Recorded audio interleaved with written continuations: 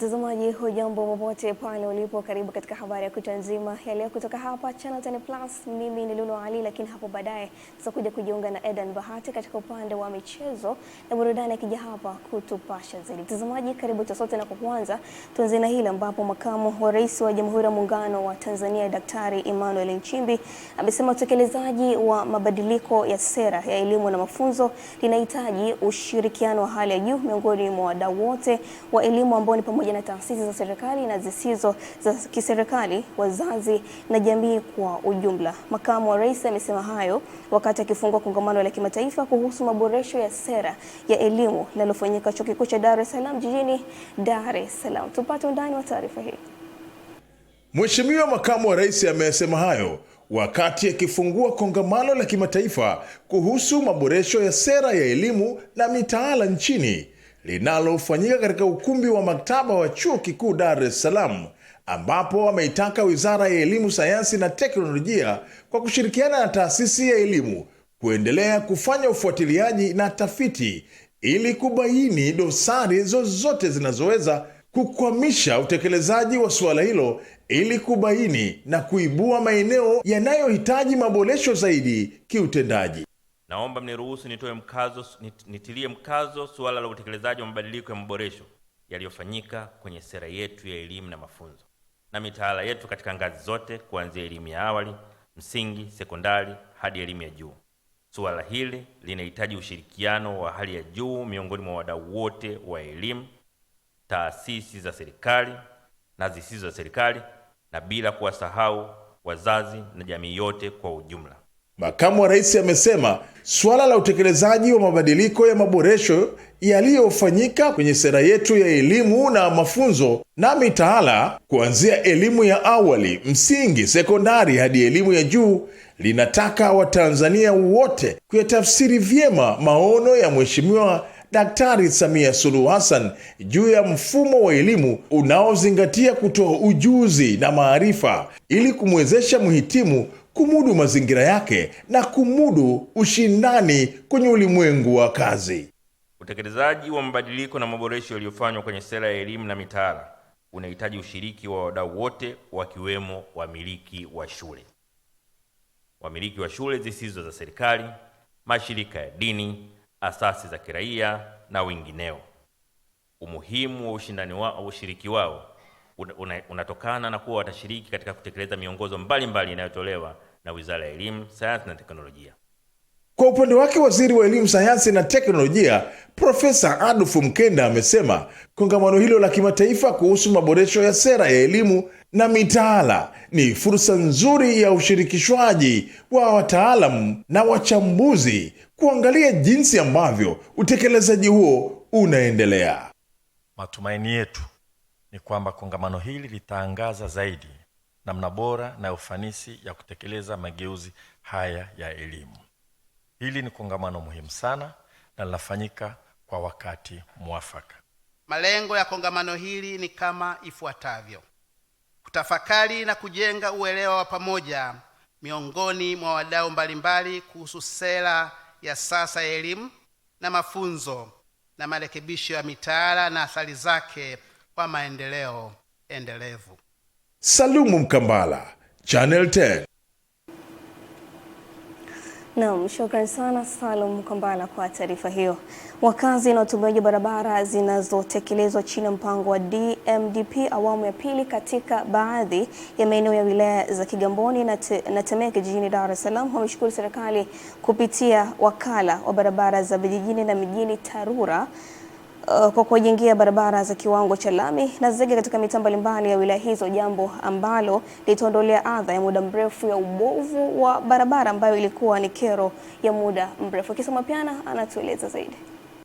Wakizungumza wakati wa ziara ya kukagua maendeleo ya ujenzi wa barabara hizo, wananchi hao wamesema changamoto hiyo ya ubovu wa barabara, mbali ya kusababisha kero ya usafiri hususan kwa vyombo vya moto na watembea kwa miguu, lakini pia ilikuwa ikikwamisha shughuli mbalimbali za kiuchumi na kijamii katika maeneo hayo. Kwa wananchi wa huku ilikuwa ni shida sana, lakini kwa hivyo sasa mradi uliokuja nahisi kwamba unatusaidia na utatusaidia sana. Baada ya kutengeneza hii mifereji tumepata nafuu na tunaamini hatutapata changamoto ambayo tulipata mwaka jana, na na miaka iliyopita huko nyuma. Barabara hizi zilikuwa wakati wa mvua ilikuwa kupita shida, na magari huko yanayokwenda huko mbele huko yalikuwa yanarusha maji kwa watu wa nje nini, ilikuwa ni shida kubwa sana. Akiuelezea mradi wa ujenzi wa barabara za mitaa ya Kibada Kigamboni jijini Dar es Salaam, kaimu meneja wa TARURA wilaya ya Kigamboni mhandisi Edgar Tunsifu amesema ujenzi wa barabara hizo mpaka sasa zimeshakamilika kwa asilimia 68 zikitumia zaidi ya shilingi bilioni 25, huku meneja wa TARURA upande wa wilaya ya Temeke mhandisi Paul Muhere naye akielezea kukamilika kwa ujenzi wa barabara mbili zilizojengwa katika kata ya Chang'ombe wilaya ya Temeke. Mpaka sasa mkandarasi ana asilimia 68, ambapo barabara nyingi tunaona zimeshajengwa lami. Kazi ambazo zinaendelea kwa sasa ni ujenzi wa mitaro. Of course mradi ulizingatia, unaweza kuona maeneo kama ya Chang'ombe mliokuja leo, tumeanza huu mradi mapema kwa sababu haya ni maeneo yako surveyed na fidia ni ndogo na hakuna kabisa fidia. Sisi kama TARURA huwa kuna asilimia 30 ambayo inaenda katika halmashauri kwa ajili ya utekelezaji wa vikundi vya wanawake na vijana. Kwa hiyo lakini lengo kubwa ni hilo, kuweza kuwainua vijana. Serikali ya awamu ya 6 kupitia wakala wa barabara mijini na vijijini TARURA imeendelea na dhamira yake ya kuboresha miundombinu ya barabara katika mitaa mbalimbali ya jiji hili la Dar es Salaam, ukiwa ni sehemu ya mkakati wake wa kukuza uchumi, kuboresha maisha ya wananchi, lakini pia kupunguza msongamano ama foleni katikati ya jiji hili. Nikiripoti kutoka katika eneo hili la Temeke hapa jijini Dar es Salaam, mimi ni Kisa Mwepiana wa Channel 10. Na mtazamaji, Rais wa Jamhuri ya Muungano wa Tanzania Daktari Samia Suluhu Hassan anatarajiwa kuwa mgeni rasmi wa kongamano kubwa la kimataifa la madaktari na upasuaji wa ubongo, mgongo na mishipa ya fahamu litakalofanyika jijini Dar es Salaam kuanzia Aprili 15 hadi 18 mwaka huu. Tupate undani wa taarifa hii. Akizungumza na waandishi wa habari katika taasisi ya tiba ya mifupa na ubongo Muhimbili MOI, Rais wa chama cha madaktari wa upasuaji wa ubongo, mgongo na mishipa ya fahamu nchini, Daktari Othmani Kiloloma, amesema chama kinalenga kulinda nguvu kazi ya taifa, hasa vijana, kwa kupunguza ajali na madhara yake ikiwemo ulemavu wa kudumu na vifo, ambapo katika kongamano hilo madaktari kutoka hospitali za KCMC, hospitali ya Benjamin Mkapa, hospitali ya Bugando na hospitali ya Taifa Muhimbili watatoa elimu kwa wananchi. Kama chama tulitafakari kwamba kwa nini tumwalike rais, lakini kwa kazi kubwa ambayo aliifanya katika upatikanaji wa MRI na CT scan, ameweza kuweka CT scan kwenye kila mkoa, hospitali ya mkoa ya nchi hii. Aidha, chama hicho kimeandaa matembezi maalum ya uhamasishaji yenye kauli mbiu vaa helmet, ubongo hauna spare, kutokana na takwimu kuonyesha kuwa asilimia 70 ya majeruhi wa mishipa ya fahamu husababishwa na ajali za pikipiki. Lengo la hii press conference ni kuwashirikisha wananchi kama stakeholders kuweza kuraise awareness kwenye community na kuweza kujua kwamba kumbe kuvaa helmet kunanisaidia mimi nikipata ajali kichwa kitaweza kupona. Mguu tunaweza tukakuwekea bandia, lakini ubongo hauna spare, kwamba hatuna ubongo ambao tunaweza tukakuwekea. Tunatambua sasa usafiri wa bodaboda huko hadi kijijini, na center za neurosurgery ziko chache na mainly kama ni hapa MOI. Kwa hiyo wengi wanakuja wanaongezeka mwaka baada ya mwaka. Zaidi ya watu 300 kutoka mataifa mbalimbali ikiwemo Marekani, India, Afrika Kusini na Kenya wanatarajia kushiriki kwenye kongamano hilo. Mimi ni Witness Ngalawa. Na asante sana Witness Ngalawa kwa taarifa hiyo. Shirika la anga za juu la Marekani NASA linaendelea kubadilisha mpango wake utafiti wa mwezi na linapanga uwepo wa kudumu wa binadamu mwezini. Akizungumza mjini Washington, msimamizi wa NASA Jared Isaacman amesema NASA itawekeza karibu dola bilioni 20 kwa kipindi cha miaka 7 ijayo na kujenga kituo cha utafiti mwezini ambapo kutakuwa na safari kadhaa zitakazofanywa na wanaanga. Habari habari zinasema kituo cha anga za juu cha Gateway kinachozunguka mwezi katika muundo wake wa sasa kimepangwa pamoja na shirika la anga za juu la Ulaya ESA kwa kituo cha matumizi ya mission za wanadamu kwenda mwezini na kwa mission za kwenda sayari nyekundu au Mars. NASA inapanga kurusha Space Rector 1 Freedom, chombo cha kwanza cha anga za juu kinachotumia nyuklia hadi Mihiri kabla ya mwisho 2028, kikionyesha msukumo wa hali ya juu wa umeme wa nyuklia katika anga za juu. NASA imesema juhudi za ziada ni pamoja na hadi kutoka mwezi wa roboti 30 kuanzia mwaka 2027 na misheni kuu ya science kama vile darubini ya anga ya Nancy Grace Roman kuchunguza nishati ya giza, ujumbe wa Dragonfly kuchunguza mwezi wa zohali Titan na Rosalind Franklin rover wa shirika la anga za juu la Ulaya hadi Mihiri.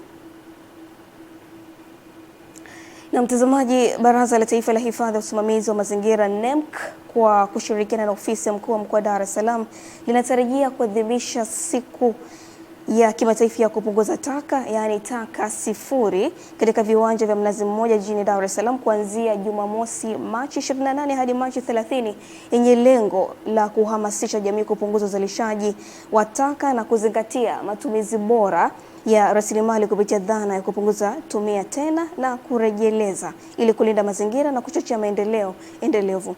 Akizungumza kuelekea maadhimisho hayo, meneja uzingatiaji wa sheria wa NEMC Hamadi Taimuru amesema siku hiyo inalenga kuimarisha uelewa wa umma kuhusu umuhimu wa kupunguza taka kwa kutumia dhana ya 3R, ikiwemo kupunguza matumizi yasiyo ya lazima, kutumia tena bidhaa na kurejeleza taka ili kuzalisha bidhaa nyingine. Ameeleza kuwa matumizi ya dhana hiyo husaidia kupunguza kiwango cha taka kinachoisha kwenye mazingira na hivyo kupunguza uchafuzi wa mazingira pamoja na athari zake kwa afya ya binadamu. Aidha, amesema kauli mbiu ya kimataifa ya mwaka 2026 inalenga sekta ya chakula, ikisisitiza kupunguza upotevu wa chakula, food waste, tatizo linalochangia kwa kiasi kikubwa uzalishaji wa gesi chafuzi duniani. Amefunua kuwa takriban 10% ya gesi hizo hutokana na chakula kinachotupwa, hali inayochangia uharibifu wa mazingira ikiwemo tabaka la ozone. Tunapokuwa na taka au tunapokuwa na bidhaa tukaitumia tena, ina maana tunapunguza kiwango cha taka kinachokwenda kwenye mazingira. Au tukirejeleza, ina maana tunaondoa taka, tunaenda kufanya ni malighafi kwa ajili ya kuzalisha bidhaa nyingine. Na tukisema reuse, yani tumia tena, kama mfuko unaotumia mara 2 mara 3, reduce, punguza yale matumizi sasa ya mifuko na nini, unaweza ukaenda sokoni ukiwa na chombo chako. Ndio dhana kubwa ya hii siku ya taka sifuri ama the International Day of Zero Waste. Ugonjwa wa kifua kikuu umeendelea kuwatishia mkoani Kilimanjaro, ambapo mwaka jana pekee waligundulika wagonjwa 3625 wenye maambukizi ya vimelea vya ugonjwa huo, ambapo mwanahabari wetu Ahmed Nandonde ametuandalia taarifa ifuatayo. Akizungumza na waandishi wa habari ofisini kwake, mratibu wa ugonjwa wa kifua kikuu na ukoma mkoa wa Kilimanjaro Dr. Peter Nigwa amesema kupitia ufuatiliaji uliofanywa na wataalamu umeonyesha kuwa wagonjwa 1227 sawa na 33.2% ni wale waliopo ndani ya jamii, huku zaidi ya 2470 wakiwa wale waliofika kwenye vituo vya kutolea huduma za afya. Mkoa wetu uliweza kubaini au kugundua wagonjwa 3697 na ambapo kwa mchanganuo tuliowaibua kupitia ngazi ya jamii ambao ni 33.2% ni sawa na wagonjwa 1227. Aidha, Dr. Niko amesema kwa kutambua hatari ya ugonjwa huo katika jamii na elimu ndogo walionayo wananchi, mkoa umeanzisha mkakati wa kuwabaini ili kutoa huduma za matibabu na wasio na maambukizi, wakiwemo watoto wachanga na wale wa chini ya miaka 5 watapatiwa kinga kuwalinda na maambukizi. Kama mkoa nasi tunaendelea na mapambano ya kutokomeza ugonjwa huu kwa kutoa chanjo, kwa kuhakikisha watoto wachanga wanapozaliwa wanapewa chanjo ya BCG. Tunatoa pia dawa tiba kinga kwa wale ambao wameishi na watu ambao wana vimelea vya kifua kikuu. Naye mkurugenzi mtendaji wa hospitali maalum ya taifa ya ugonjwa wa kifua kikuu Kibong'oto, Dr. Leonard Subi, akatumia siku ya kifua kikuu kueleza dalili za ugonjwa huo, huku akiwataka wananchi kuwahi kufika katika vituo vya afya pindi anapohisi dalili za ugonjwa huo. Lakini pia unapoona dalili yoyote ile basi chukua hatua ya kufika kwenye kituo cha huduma kupata matibabu. Ni ugonjwa unaoambukizwa na bakteria, na bakteria huyu anapatikana sana sana kutoka kwa mtu mmoja kwenda kwa mtu mwingine. Ahmad Nandonde, Channel 10, Kilimanjaro. Serikali ya Malawi imesema idadi ya vifo kutokana na mvua kubwa ilionyesha hivi majuzi nchini Malawi imefikia watu 29 huku watu 142 wakiwa wamejeruhiwa. Kamishna masuala ya kukabiliana na maafa Wilson Molen amesema hayo wakati akipokea msaada kutoka kwa kampuni ya taifa ya mafuta ya Malawi, akibainisha kuwa mvua kubwa ya mafuriko zimeathiri kaya 1039 katika halmashauri 16. Molen amesema budget ya awali kwa ajili ya kusaidia kaya zilizoathirika ni dola za Marekani milioni 10, hivyo aliomba msaada zaidi kutoka kwa wadau mbalimbali wakiwemo mashirika ya maendeleo na mashirika ya kimataifa. Serikali mkoani Mara imeonya baadhi ya wavuvi na wamiliki wa mitumbwi wanaolazimisha safari za majini katika kipindi hiki cha mvua kuacha mara moja pindi wanapoona viashiria vya hatari vya hali ya hewa kwenye maeneo yao katika kipindi hiki cha msimu wa mvua. Musa Makali ana ripoti zaidi. Kauli hii inatolewa na kaimu katibu tawala mkoa wa Mara Daktari Zablon Masatu wakati akizungumza na maafisa wa shirika la uwakala wa meli Tanzania TASAC, ambapo wameanza kutoa elimu juu ya matumizi sahihi ya vifaa okozi ziwani kwa wavuvi wapo majini. Watumiaji wa usafirishaji majini au vyombo vyote vya majini, naomba tu wachukue tahadhari. Kama umeona hali ni ngumu kabisa, basi ni vema hata siku hiyo kairisha shughuli zako, lakini tuhakikishe kwamba tunakuwa na vifaa vile vya kujikinga na kuhakikisha kwamba tunakuwa salama. Kwanza wale wanaovitumia, lakini pili na abiria ambao wanakuwa wanatumia vyombo hivyo katika kusafiri kutoka sehemu moja hadi sehemu nyingine ndani ya mkoa wetu wa Mara. Hatua hii inapongezwa na baadhi ya wavuvi, ambapo wamesema katika kipindi hiki cha mvua baadhi yao wamelazimika kusitisha shughuli za uvuvi, huku wakiomba kurahisishiwa upatikanaji wa maboya ya okozi. Imekuja kwa muda mwafaka, hasa katika kipindi hiki cha mvua. Upepo unakuwa ni mwingi na mawimbi yanakuwa ni mengi sana ziwani. Unakuta life jacket zile nzuri ambazo zinaaminika, unaweza kukuta ziko kwenye bei ya juu. No, kiasi kwamba mvuvi wa kawaida hawezi akamudu zile gharama. Sasa kitu ambacho sisi wavuvi tulikuwa tunaomba serikali angalau iangalie namna gani vipi inavyoweza ikamuokoa mvuvi kwa gharama zile za life jacket.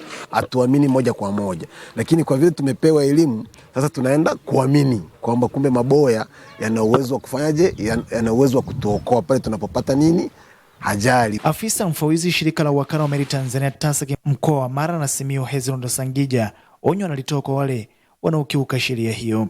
Wasafiri, watumiaji wote, wale wadau wetu wote ambao wanatumia vyombo vya usafiri majini kufuata taratibu, sheria na kanuni kabla wa kuanza safari na wanapokuwa safarini. Baada ya kupewa hii elimu, tutafanya ufuatiliaji sasa kuhakikisha yale ambayo mmeelekezwa yametekelezwa.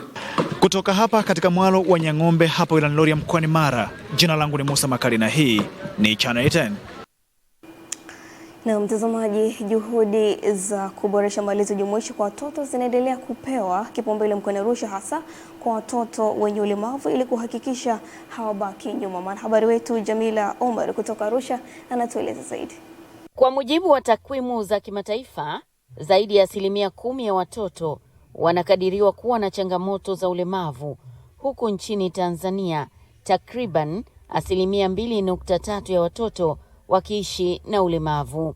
Akifungua mafunzo ya siku 5 ya wadau mbalimbali jijini Arusha yanayohusu malezi jumuishi kwa watoto wakiwemo wenye ulemavu, afisa ustawi wa jamii mkoa wa Arusha Dennis Mgie amesema ni mwendelezo wa sayansi ya malezi ya awali ya mtoto yakilenga ujumuishi wa watoto wenye ulemavu. Naamini mafunzo haya kadri ambavyo waliyapata hapo awali kwa maana ya sayansi ya ECD ni mwendelezo sasa wa kuona ni kwa namna gani huyu mtoto mwenye ulemavu anaweza akajumuishwa kwenye utekelezaji wa pango na programu, ili basi tuweze pia kumsaidia kutambua hali yake ya ulemavu wa mapema, lakini pia na kuweza kumuunganisha na huduma mbalimbali zote zile ambazo zitakuja kumsaidia mtoto huyu kuweza kukua katika utimilifu wake ambao ndio lengo letu kuu la programu. Hata hivyo, uelewa mdogo wa malezi bora bado ni changamoto kwa baadhi ya wazazi, huku elimu ya malezi ikitajwa kuwa ni msingi wa ukuaji sahihi wa watoto kulingana na tafiti za maendeleo ya mtoto. Naonekana kwamba kwenye makuzi na malezi ya mtoto, ubongo wa mtoto uko vizuri kupokea mahitaji ya kimwili na kimakuzi kwa ujumla katika kipindi cha awali, hasa katika siku 1000 za kwanza. Kwa hiyo wazazi wengi wanakosa kuzitumia vizuri siku 1000 za kwanza, kiasi ambacho watoto hawakui vizuri katika maeneo yale 5 ya kimakuzi. Kwa kuhudhuria katika mafunzo haya nisaidia katika uandaaji wa programu, kwa sababu katika shirika langu tunafanya programu za watoto. Kwa kufahamu zaidi kuhusu sayansi ya ECD, lakini kufahamu masuala ya watoto wenye ulemavu, yanatusaidia kwamba tunapotengeneza programu mpya unahakikisha kwamba hivi vitu vyote vimejumuishwa, na kwamba kila programu ambayo unaenda kufanya inayomgusa mtoto lazima uanze na mtoto kuanzia ujauzito. Mafunzo hayo yameandaliwa na Chuo Kikuu cha Aga Khan kwa maendeleo ya binadamu Afrika Mashariki kwa kushirikiana na Taasisi ya Maendeleo ya Binadamu pamoja na Taasisi ya Maendeleo ya Elimu Afrika Mashariki. Jamila Omar, Channel 10, Arusha. Madereva wa uchukuzi wa umma na wamiliki wa magari binafsi wamekumbwa na uhaba wa mafuta, hali iliyosababisha vituo vya kuuza bidhaa hiyo kuwa na msongamano mkubwa jijini Kinshasa nchini DRC. Habari zinasema hali hiyo imechochewa na mzozo wa Mashariki ya Kati, huku baadhi ya raia wa Kinshasa wakilalamikia bei ya nauli kupanda kwa kasi na kusababisha watu kwenda kazini kwa miguu na hata wanafunzi kuchelewa shuleni. Mwenyekiti wa chama huru cha uuzaji mafuta DRC, Emery Mbachi, amesema changamoto hii huenda ikawa mbaya zaidi kutokana na vita vinavyoendelea Mashariki ya Kati. Kufuatia mvua zinazoendelea kunyesha kwenye maeneo mbalimbali wilayani Kiteto mkoani Manyara na kusababisha uharibifu mkubwa wa miundombinu na mazao kwenye mashamba, wananchi wamezishauri wakala za barabara TARURA na TANROADS kuzingatia ujenzi wa mitaro pembezoni mwa barabara walizojenga ili kuepuka madhara yatokanayo na mafuriko. Elia Kimani anatueleza.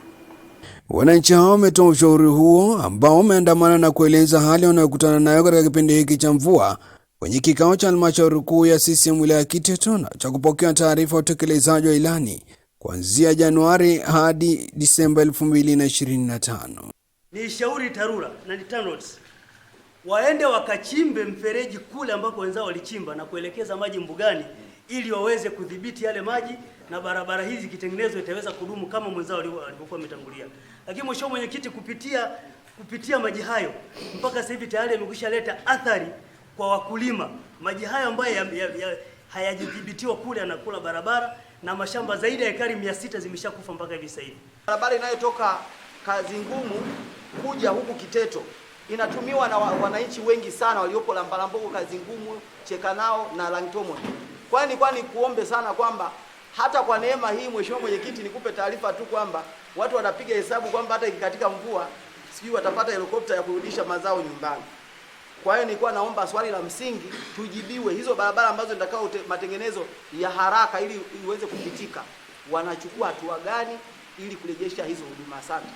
Ujenzi wa barabara hii ya lami utakapokuwa umeanza, ndani hayo maeneo ya aliyokuwa na shauri mzee wangu pale yatakuwa yamefanywa kazi, lakini hoja yake ilikuwa ni ya msingi sana, na maeneo hayo tutakwenda pamoja na wenzetu wa TANROADS kuona ni namna gani tunafanya. Pamoja na changamoto hizo, halmashauri kuu ya CCM wilayani hapa kupitia kikao hiki wametoa azimio la pamoja la kumpongeza Rais wa Jamhuri ya Muungano wa Tanzania Dr. Samia Suluhu Hassan kwa kuiwezesha wilaya ya Kiteto kutekeleza ilani ya chama hicho katika sekta mbalimbali kwa kutoa zaidi ya bilioni 200. Tamko la shukurani kwa Mheshimiwa Samia Suluhu Hassan, Rais wa Jamhuri ya Muungano wa Tanzania, kwa kuleta fedha nyingi za maendeleo kwa kipindi cha serikali ya awamu ya 6 yenye jumla ya kiasi cha shilingi bilioni 229 milioni 607 742,417 na senti 15. Wilaya ya Kiteto ni mojawapo ya wilaya za mkoa wa Manyara zenye jiografia ngumu kwa maeneo mengi kufikika kirahisi, ikiwa na changamoto ya miundombinu ya barabara. Kutoka wilayani Kiteto mkoani Manyara, mimi ni Elia Kimani, Channel 10. Hospitali ya Taifa Muhimbili NH imepokea msaada wa matiti bandia wenye thamani ya shilingi milioni 400 kutoka kampuni ya Umoja Pharmaceuticals kwa lengo la kuwasaidia wagonjwa wa saratani ya matiti waliopitia upasuaji wa kuondolewa matiti kwa ajili ya kuboresha hali zao za kisaikolojia na maisha kwa ujumla. Dorcas Ramos anatueleza.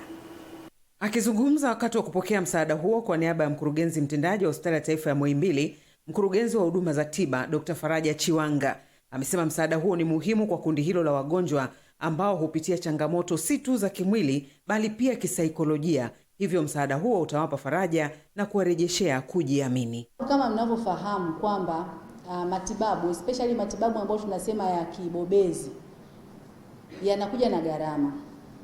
Na serikali inafanya kazi kubwa sana ya kuhakikisha kama ambavyo mmesikia, dawa zisikosekane, lakini pia vifaa tiba visikosekane.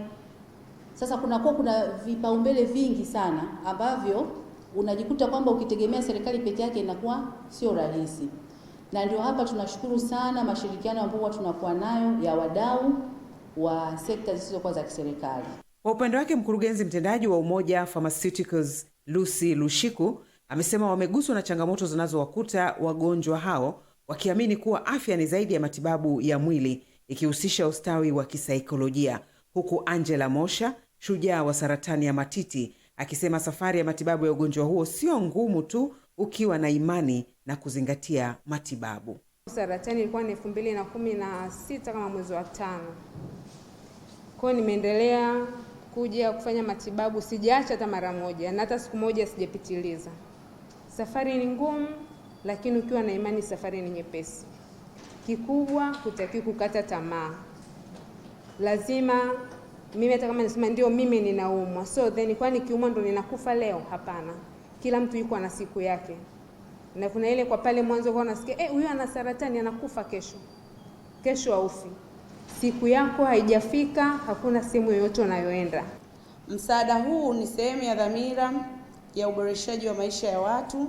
Tunatambua kuwa changamoto ya saratani ya matiti huathiri afya, na sio afya tu, bali pia kujiamini, kupunguza thamani ya utu kwa mwanamke. Kupitia msaada huu tunalenga kurejesha furaha, faraja, heshima na kujiamini. Muhimbili inaendelea kutoa huduma mbalimbali za kibingwa ikiwemo matibabu ya saratani ya matiti, ikijikita katika kutoa huduma jumuishi zinazohusisha matibabu, ushauri nasaha pamoja na ufuatiliaji wa wagonjwa baada ya matibabu. Dorcas Ramos, Channel 10.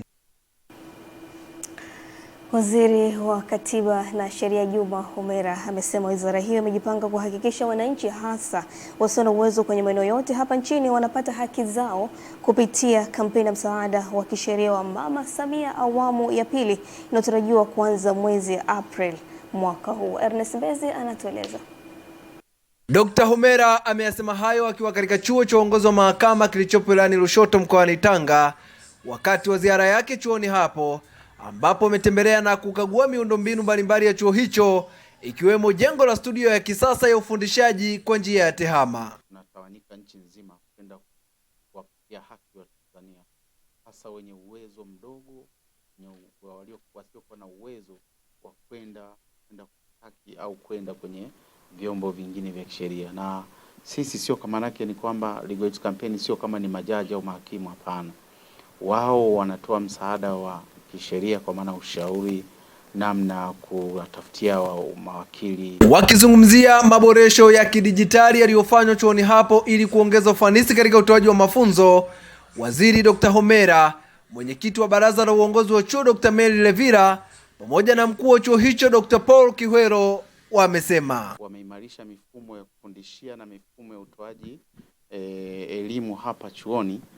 Kwa kweli tunasema mabadiliko ni makubwa, na dhamira ya Mheshimiwa Rais ni kuona kwamba chuo hiki kinakuwa chuo bora kabisa hata Afrika. Umejionea kwa macho yako ya kwamba chuo kinayo studio ambayo inatusaidia katika kuendesha mafunzo kwa njia ya mtandao, na mafunzo haya kwa kuwa yako katika njia ya mtandao yanaweza kufikia watu wengi zaidi. Tunatoa mafunzo endelevu ya kujengea uwezo wa watumishi wa mahakama pamoja na wadau wengine.